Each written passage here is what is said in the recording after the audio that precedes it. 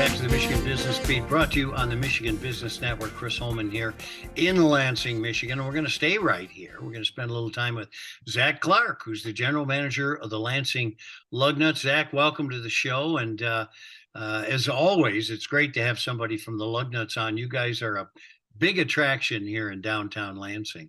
Yeah, thank you so much for having me on. I'm excited to be here. We obviously love Lansing. The Lugnuts are getting ramped up and ready to go. So there's a lot of excitement here at the ballpark. And, you know, it's a great time of year to be talking baseball. So thanks for having us on. Well, I was really excited about baseball till I saw Japan beat us by one run in the international. What a fun tournament, though. I mean, it was so Yeah. exciting to watch. It was so great, I think, for the game of baseball and for people to, you know, kind of see that play out the way that it did. It was such an exciting tournament. And, you know, unfortunately, we came up a little bit short there, but Team Japan was great. I mean, that's such a good lineup. And Otani and some of those guys are just incredible athletes. And yeah, it was a heartbreaker for the United States, but what a fun final. You know, the semifinal was unbelievable. Those guys were tearing the cover off the baseball in the quarterfinals. I mean, it was such a fun thing. And I think it really got, you know, the baseball people are excited anyways, but I think people who maybe not typically be such a, you know, diehard baseball fan kind of got to see that and be like, I'm ready for some baseball. Yeah, no kidding. Fun. Yeah. No, it was great. And listen, if you strike out Mike Trout to end the game, you deserve to win it. You know what I mean? He threw some filthy pitches, and I'm sure they're going to have some fun locker room talk on the back end. But you know, Shohei got the best of him on that one. That was pretty impressive because Mike Trout is, you know, he's probably the best hitter on the planet, and Otani made him look, you know, pretty silly on some of those pitches, which was incredible to see. Hey, let's talk very quickly about you and your rise to where you're at. Give us a little of your background. Yeah, so I grew up in Dansville, Michigan, so right here in Lansing's backyard. I went to Central Michigan University and did my undergraduate there in sport management. Upon graduating, and some folks listening may remember that Tyler Parsons, our previous GM, who I took over for, is a Dansville guy and a Central Michigan guy. So at my time, you know, during my time at CMU, I knew Tyler and was close with Tyler because he was there in his master's program, and he took off to Martinsville, Virginia, to work in a Coastal Plains League Collegiate Wood Bat League team down there in Martinsville, and I did an internship for him. We both ended up heading over to Johnson City, Tennessee after that, and I worked there for 3 years as the assistant GM under Tyler, and we really got to do some pretty special things in that ballpark down there in Johnson City. From there, I took off and went to Asheville, North Carolina, just over the mountain, about an hour from Johnson City, and worked with the Tourist, just an absolute gem of a place, an even better ballpark, very rich history.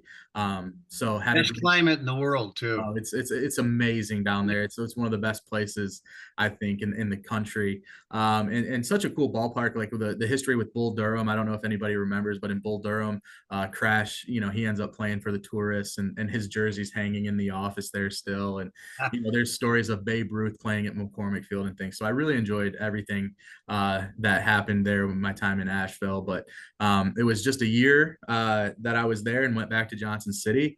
And took over for Tyler as he came to Lansing to become the GM. And I took over in Johnson City as the GM of that franchise.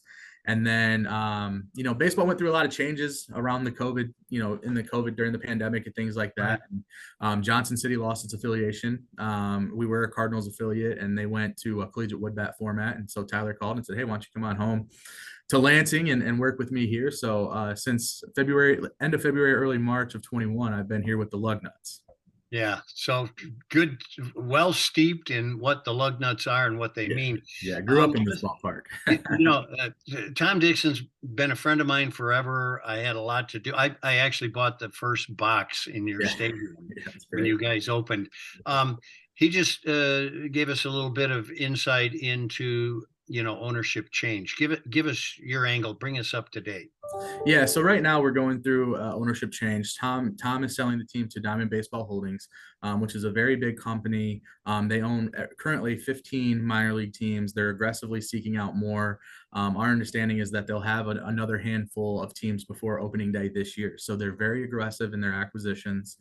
Diamond Baseball Holdings is a very large company, so it's a great thing for the Lansing Lugnuts in that they're bringing a lot of resources, as Tom will kid, deeper pockets and things like that to Lansing for the Lugnuts to kind of continue to grow and prosper moving forward.